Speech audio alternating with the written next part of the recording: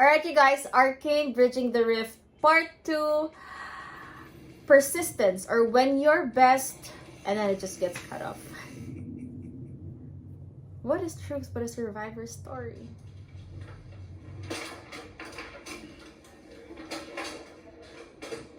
Managing Fortis is like, sometimes I feel like a band manager. Like, guys, you're doing whatever you want, but I want you on stage at this time for the concert and the gig. And they're always on time at the end. So you have to trust them. Are they though?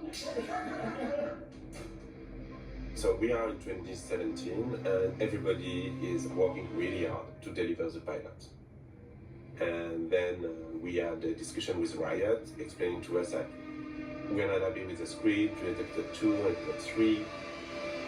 At the end of the call, we were like, they have really said that. They probably... I think we have misunderstood them. If they didn't like episode 3, then... Okay, let's kill someone! Hey guys, yes, we want to do a pause on the production, put everything on hold. We're like, oh my gosh, that was true.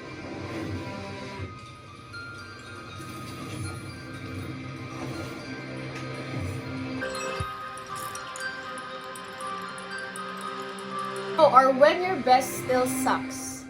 Yeah, man. Everything's going to shit right now. I guess that was pretty much at the point where they had drafted together a couple of scripts and sort of a show bible for the entire season.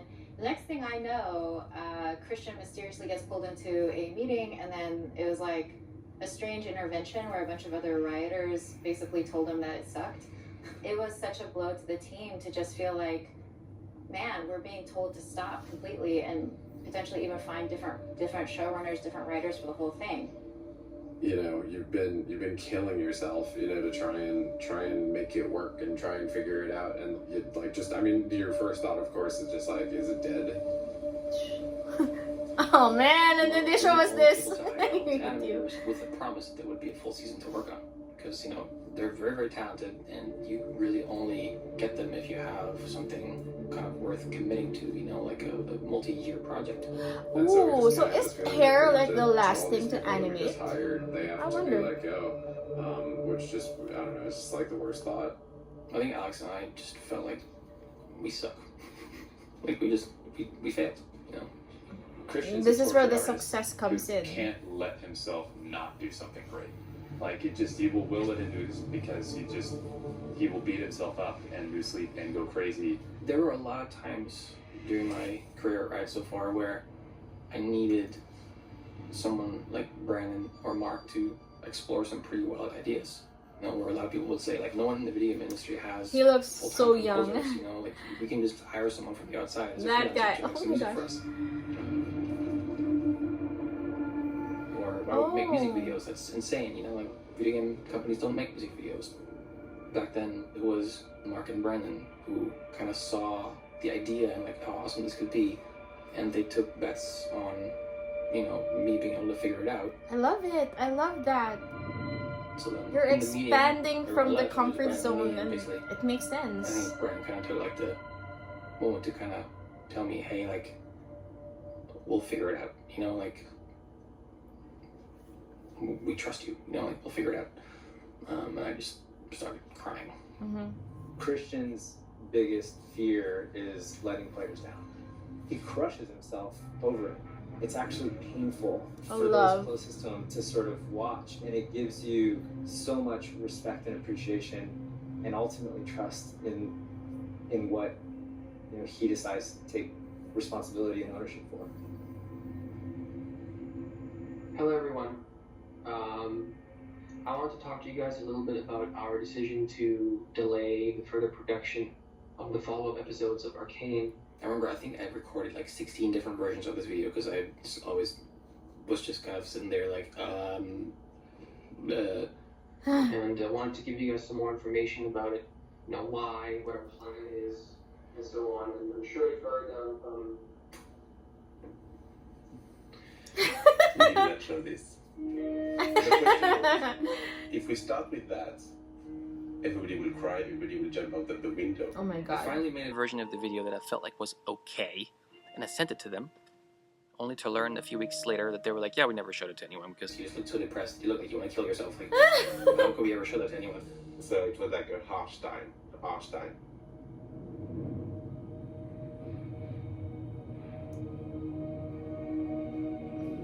So we had to let the team go, which is always very painful.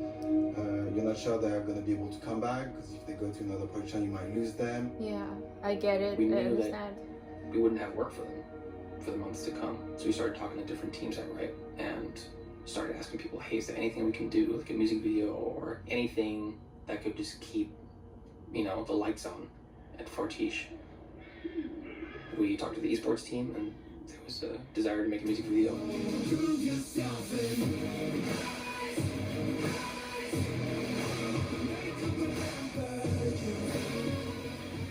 Which became the Rise music video. And then we started talking to the music team and they were working on something like a crazy idea about a K-pop group.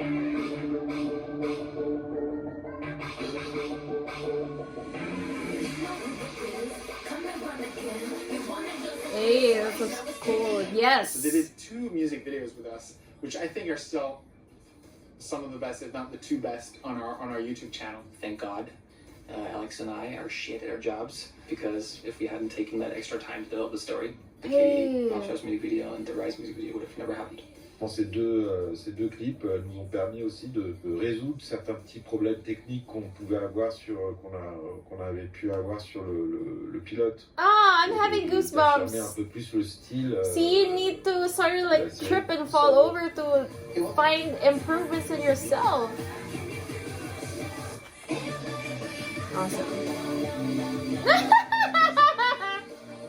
What? That's so cute. LOL! I simply believed in myself. At that point, the idea was I had to replace myself as like the person in charge of figuring out the story. Of course, you know, it was me and Alex, but I was responsible. We just knew we had to hire someone who's experienced as a showrunner and as writers and that kind of stuff. And that's what we tried to do. Also, another great Except we didn't really lesson. find anyone. 6 years ago, Know your if weakness. you pitched that video company was gonna do like an animated series that is looking for like drama screenwriters, no one really showed up. So we looked for quite a while, and at some point, Who the fuck are these I just guys? felt like maybe we'll just kind of have to try again, but be less shitty. And then yeah, I mean it was just start over, you know, like kind of like look what we do. That's when we started talking to showrunners, you know, like who could we bring in to just be an advisor. That's when we found Monica Mazer. You know, she was a showrunner. She worked on Lost, was someone who was really passionate about mentoring people, and she really helped us find the right way to realize our vision, you know, without necessarily being like, here's what you have to do. More just about here's all about the process of how to craft the season, how to think about developing characters. And then we hired, you know, a bunch of writers who worked That in penmanship various on the seasons of TV. whiteboard is amazing. So, you know, Amanda was one of those writers. Hi, good boy. You're like always trying to get into the heads of your characters in any way you can. I did have one of the writers teach me how to shoot a gun, like a sniper gun, right before I was gonna write Caitlin's episode last year.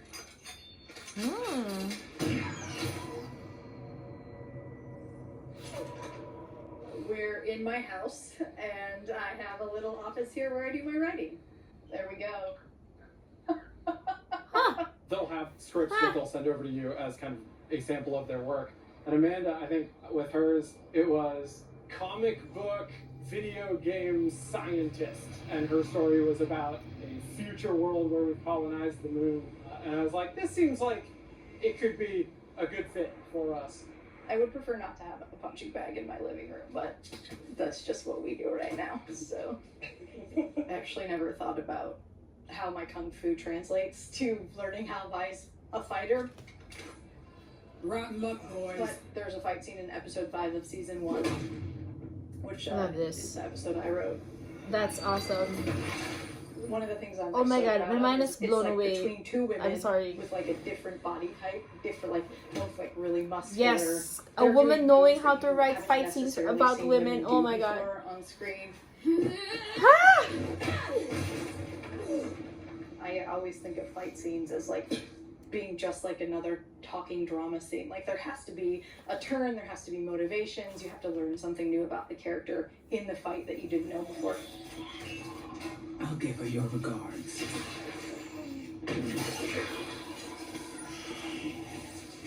And then of course she's saved by another woman. 3 women in a fight scene and dope, so. Yes, it Amanda has a was. really honest voice in her dialogue that is just really grounded emotionally. I remember this moment when Alex and I were really wrestling with the last words that Jinx was saying to Vi in season 1. And then like Amanda took the script and solved it in like, I don't know, an hour. I thought maybe you could love me like you used to. Even though I'm different. Damn. But you changed too. So, here's to the new us. Amanda just wrote that and Alex and I were just like, yep, that's it. And we just couldn't do that, you know? I think the biggest change from the way that we were looking at it before was it was very plot heavy, right? It's very focused on kind of like, what's the problem that has to get solved? Who's going to fight who? What I think most improved after kind of working with these writers was sort of like the emotional story for the characters. I'm quite proud of the cold open too, the like whole beginning of the season with the bridge. Dude, I should be taking down notes and writing too. Silco was drowning. I sort of went out on a limb being like, so guys, I know you hired me to help out with the show and whatever, but you need to change the pilot. That's a lovely poetic image, right? But it wasn't telling the story of the series, which is these 2 sisters being torn apart. Yeah, it was something else. That's when I came in as a CEO, taking this big role with the idea of becoming a multi-game developer and a multi-game publisher, which on its own is a really difficult challenge to go from that one hit to multiple games. And then there was this little curveball, and by the way, we have this TV show, which probably is going to cost us, a massive 9-digit budget. There is a lot of risk in this. To be completely honest, Niccolo and I were always on like completely opposite spectrums. He's a business person. He's someone who's just extremely smart in like a rational way. He doesn't really let himself get carried away by like his emotions or like by his own personal attachment to anything. And I'm the opposite. That's the formula I'm too. You need to have a spot on your Kirk. I'm an artist, I guess. Christian, actually, I remember I bring him in my office to say, hey, we've decided if we're gonna fund you for a full season. He had done the pilot, and we paused, and I told him like we're not gonna fund a full season for Arcane. And then I told him like I think it's really important you understand why, because you and I can be on a different page, but it's very important you understand where I'm coming from. And the reason I'm not going to validate you to move to a full season is because I'm going to allow you to move to multiple seasons. And so I kind of trolled him. Yay! And I think he was really pissed at me for this. So yeah, he definitely gave me the trust that I needed to develop Arcane the way that Fortiche and our team at Riot needed to do. I want to know though, like, as a game developer, where is Riot at? Is it like one at the top, or is this like a ambitious and crazy comeback for them or something? You need to stay committed to players because nothing's going to be easy. There will be many moments where we want to give up. I know Christian went through this multiple times. We went through this multiple times, and you need to have the grit and the courage to continue for players. As we were looking at trying to scale a lot more, and then we had season 1 Yay, a lefty. production, and we Yay. started to think about how we're going to do the first development of season 2 at the same time. That's when we we started looking for someone to help figuring out the production scale a little bit more. It was tough because we couldn't find the right culture fit. A lot of people kind of shied away from like, hey, this isn't normal TV. This isn't normal animation. It wasn't. I think I'm just gonna go, insert any animation studio Oh, out I there. get it. Okay. But finally, one time I got connected with a woman named Melinda Dilger. Hey guys, come on in. Welcome to Casa de Dilger. I work here because of COVID. This is Willie Nelson. He's the boss of Arcane. I'm just here. realizing that they're Meetings. doing He this loves also it. like in the middle He of the loves his pandemic. job. Yes. I just loved talking to her. She had such a warm energy, and she just also had experience. Like, I mentioned some of the issues that we were dealing with, and she seemed unfazed by it. This is where all my meetings happen. It's very exciting. This is where I burn off my energy, and I got that when I worked on Mary Poppins Returns, which is kind of cool. Yeah. I remember sitting down, all of the stakeholders, and I think I literally told them, you better not pick this up. I like her, she's awesome. If you pick this up, I'm gonna kill you. I was producing by the time I was 24. That was when I was really young. Perfect. I worked on Darkwing Duck. That was my very Hey! first animated show to be on as production assistant. I was working on Goof Troop, Aladdin. I won an Annie Award. That's kind of a big deal right here. This Wow. is very proud of this. Very nice. I know whenever people tell me that, like, oh my gosh, I watched that as a child. I'm like, oh, I'm I so think she old. was, but she was a child too. It's I mean, like relatively. You know, now everybody looks at me and they say, we're so glad we have somebody with so much experience on the show, which really equates to old, but it's okay. You know. Riot's a very young company. And I rolled. All right, I think you've had enough, man. Yeah, the team health when I first started wasn't so great. Everyone was like, I was like, man, this team, they need some loving. They need some loving. Making this show that kind of set out with Arcane, with the right designs for these characters that work in our IP, this fantasy world. The pursuit of creative work is complex. If your expectation is that you're gonna work on something creatively where you're gonna have no pressure or no feeling of like being overwhelmed at times, then you're working on something the world is gonna forget. By then, I think I was super exhausted because I was like 3 years into the project or something. I know Christian was exhausted, Alex was beat, and like she brought in that new energy and just sort of this like, yep, let's pick it up and let's go. How are you guys feeling? You're exhausted, right? Are you okay? From what I was hearing, it was just taking them a long time to kind of get their bearings. And let's face it, Fortiche, our animation partner studio in Paris, they had also never produced a series. So you have a bunch of newbies trying to figure this out, and lo and behold, it is We really need a our difficult process. wise It's a shaman challenging guide. one, even for those of us that have been in the business for a really long time. It's just a really long, important strategy meeting that answers all the questions of the universe. That was a Rosebud meeting. For Riot and Rosebud. The Rosebud meeting. Melinda was always someone that is extremely inspiring to the team and creating a team atmosphere where it's okay when things are tough, as long as you just kind of believe in the team and have the right dream together. Like, well, you can get everything in your oh, gee. See, Can you guys imagine didn't think you'd be on behind the scenes. coming Here up you with are, something you're like our Arcane supervisor. in the middle of Eric pandemic? used all the Wow. publicity. Well, technically they Eric started Roberts, early this is what we here. do every Zoom call. Hello. Somebody's always on mute. So this is our production schedule. Wow. In March of 2020, that's when this started. And then it goes all the way through the last episode.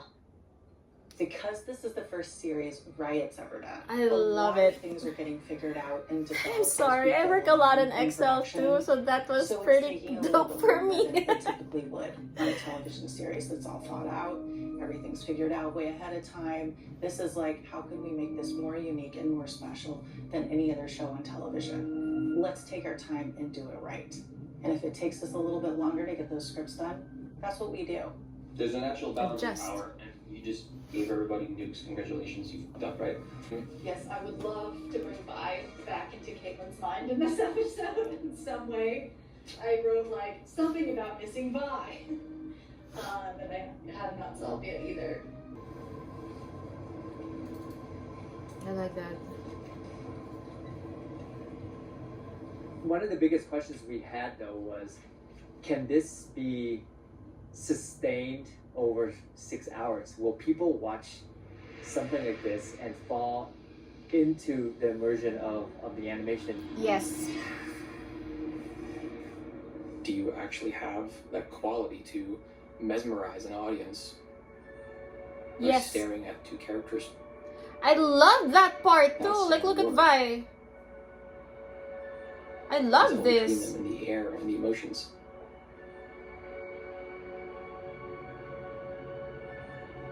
We all want to take animation to this place of mature drama,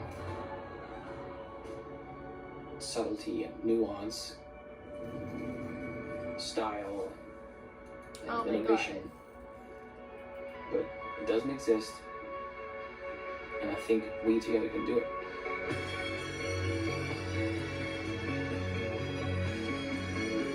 You know what? What a way to start the new year, right? It definitely gets you in the mood to just make something. Really quickly, because I hate to bring up like real life in my channel, but whatever, it's just gonna be real quick anyway. So I work in advertising, and it's definitely not the same as, you know, as a game company, the game development company, or like an animation studio also. But there are similarities in a way where, you know, it's mostly made up of young kids. Sorry, not kids, just young adults technically. And it's all the same. Number one, it's really gonna suck.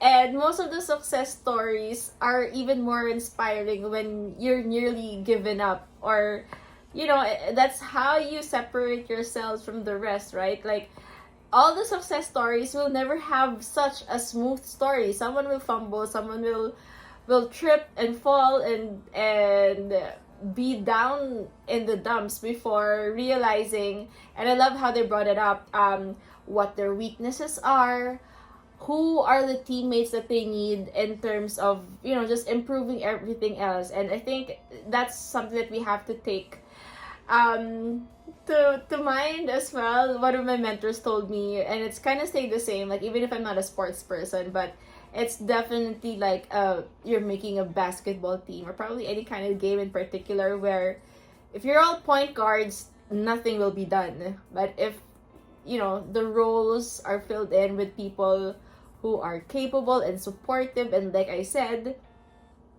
it's cool that you can have you know, you can work with someone totally the opposite of you, because as long as if you can both work together, that's a Kirk and Spock partnership right there, and you guys are gonna be awesome with it. Anyways, I don't want to make this a lecture. I am enjoying everything about this, and I don't know, it's making me inspired. So I'm gonna go and see you in part 3 after this video. Bye.